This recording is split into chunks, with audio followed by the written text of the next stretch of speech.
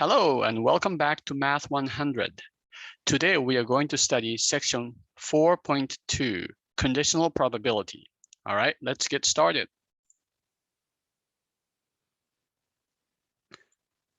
Okay, so now that we have studied some basics of probability, let's go to section 4.2.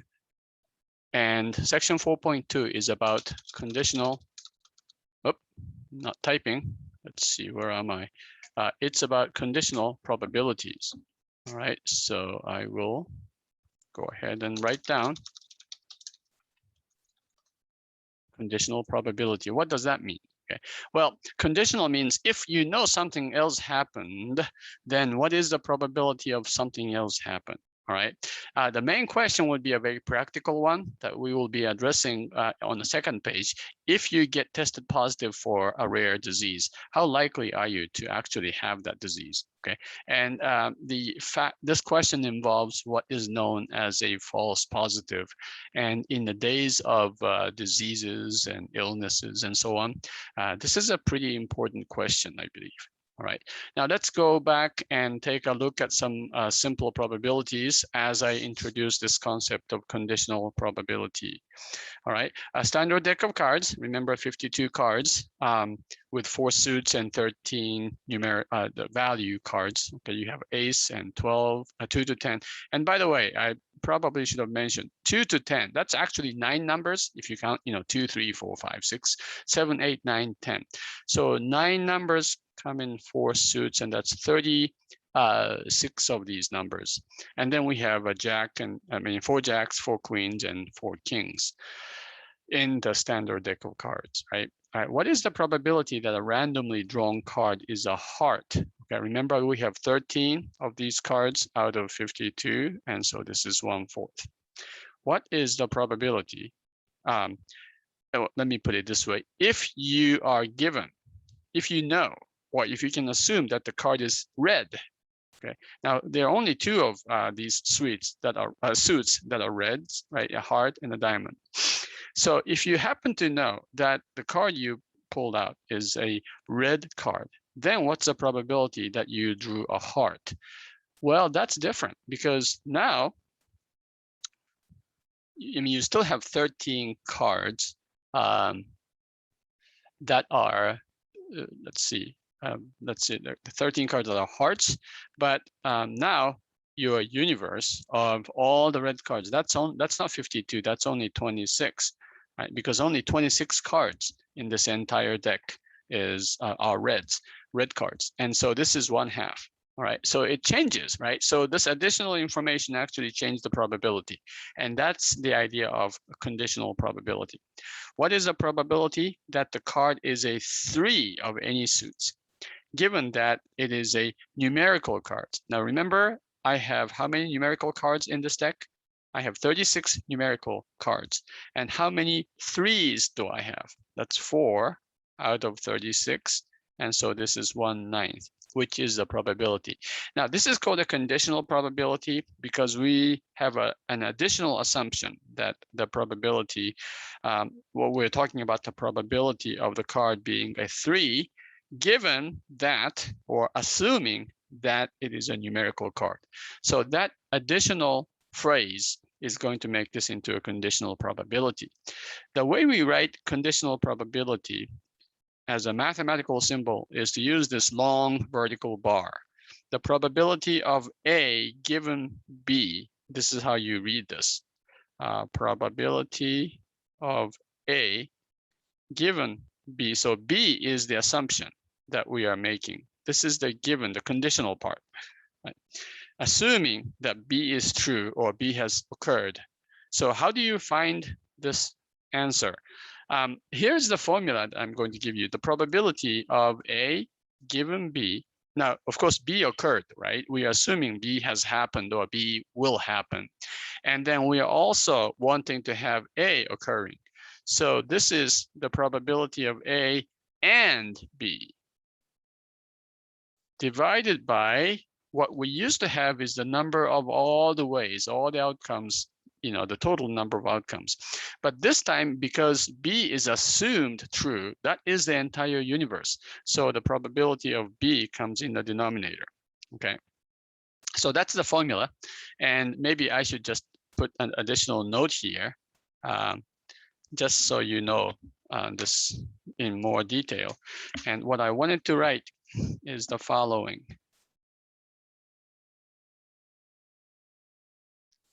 Here, because we assume B is already true or has occurred, the probability of B becomes the assumption, the denominator, the universe, okay? A certain event. So we already know B has occurred or B will occur. So that becomes everything, right? So that is the denominator. That's probably the best way to think about this formula. And of course, the top, because we want A to happen, and of course, B has already happened, the top is going to be the probability of A and B. All right, so we will, of course, do some examples. If A and B are independent, of course, then what happens is the probability of A and B is equal to, you know what that is? If A and B are independent, then the top part here is going to be probability of A times the probability of B. So this will just be the probability of A. Now, of course, this makes sense because if A and B are independent, the fact that B occurred or B is assumed has nothing to do with what the probability of A. Remember, B does not influence A in any way. So the fact that B has occurred has nothing to do with the probability of A. The probability of A is not influenced by whether B occurred or not. Let me just go ahead and write that as a comment here as well. That's because probability of A is not affected by whether B occurs or not. Okay, so maybe that's a good way to think about that. Now, of course, what I was referring to here just a few minutes ago is that if A and B are independent, the probability of A given B is probability of A and B, right? But remember, if if the A and B are independent, that is the probability of A times the probability of B. And if you apply that into this formula, these will cancel. And so you will just get the probability of A. This is a sort of a mathematical reasoning for what I stated here. But for your purposes, this is probably the best way to understand this, because the probability of A is not influenced by whether B occurs or not. And because it's a more of a critical thinking approach, not the algebraic approach, which we will not emphasize in this course. All right, so let's do an example, a theoretical example. You toss a coin and you roll a die. Okay, what is the probability that the coin lands heads up? Oh no, sorry. A is the event that the coin is heads. Okay, and B is the event that you get a 6 on the roll of the die. The probability of A is 1/2, right? Because you only have one coin and we want the heads. The probability of B out of these 6 sides, a 6 is just one of them. So this is 1/6. All right. The probability of A given B. Let's say you know that you got a 6 on the die. What is the probability that you get a coin, the heads on the coin? Of course, it's 1/2 because that coin is not in any way affected by the result of the die roll, right? What is the probability of A and B?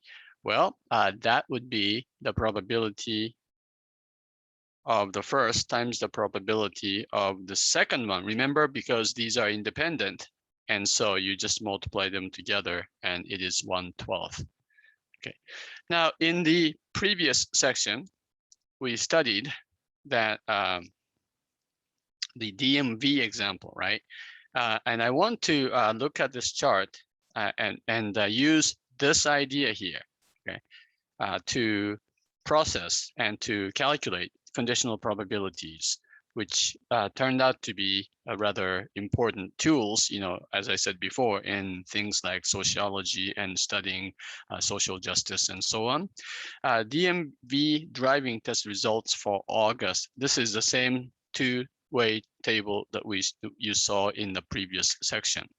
All right, so in this case, what is the probability that the driver was a female? Right, remember, sorry, it's a fail. F means fail, right? So that's 120 out of 200. Let me just go ahead and write this as a fraction and as a percentage. That's 60%. In other words, 60% of the people who took this test failed. Okay, what is the probability that the driver failed, given that it was a woman? Okay, so let's take a look at this one here. How do you calculate this, right? Probability that it's a person failed, given that it's a woman, according to our formula, it is a probability that it was a person failed and woman divided by the probability that it was a woman, right? And can you figure out what the probability is for the person to be one who failed and woman? Yeah, it's right here. That's 65 out of 200. Okay, and then the probability that the the person who tested was a woman.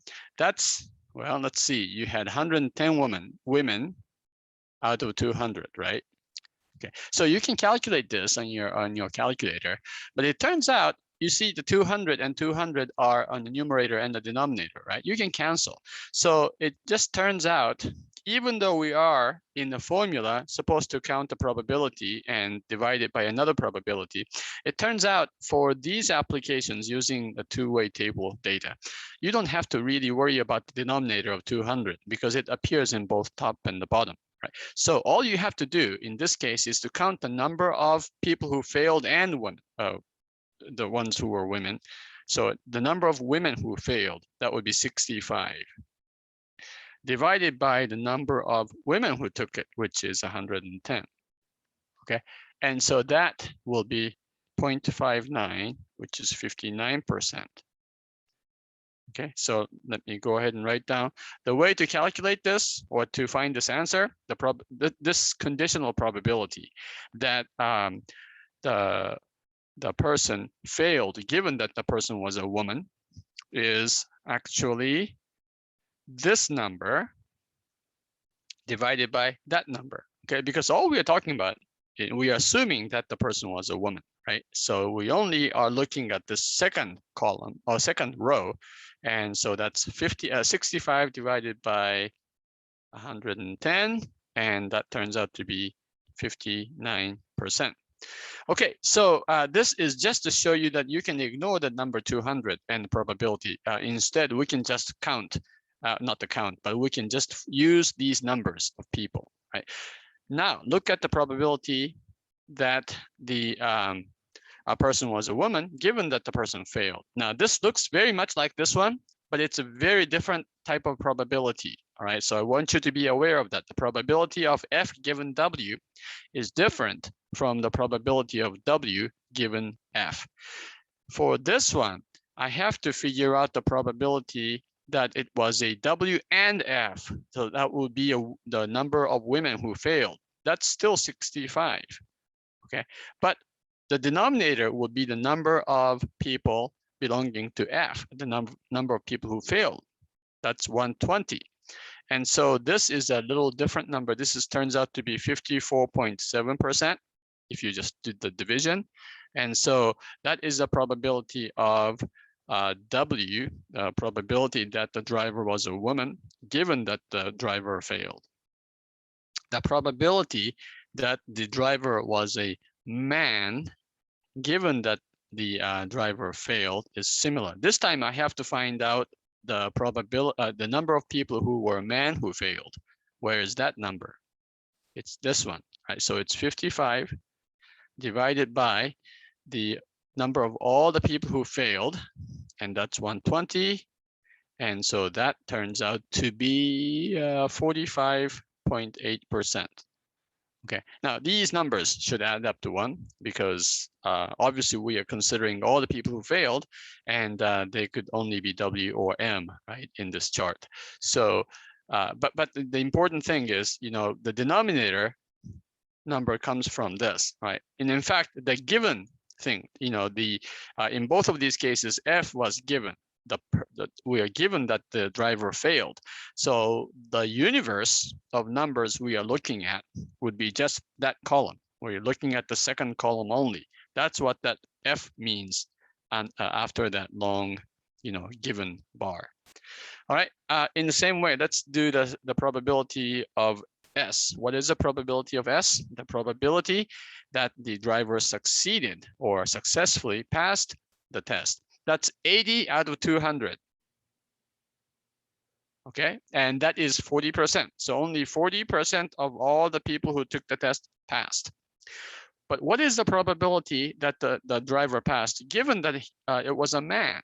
Okay, this time, given that it was a man tells me this row is the only row I need to know to pay attention to. All right, so here the universe becomes all the people who were men who took this test. That's 90 people. That is the denominator.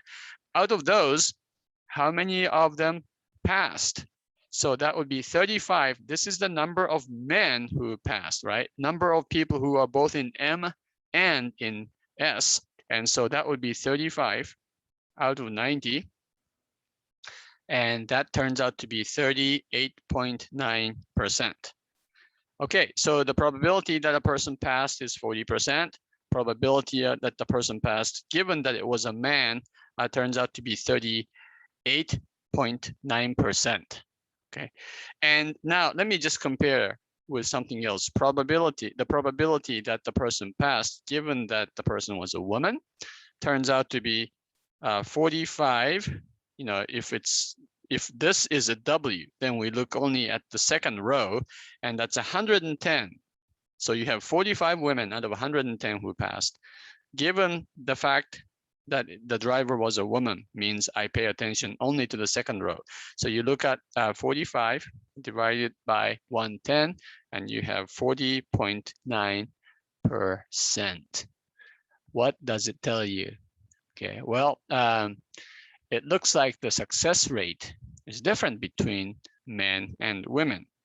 At least for August, at this particular DMV office, women had the better chance of success than men, right?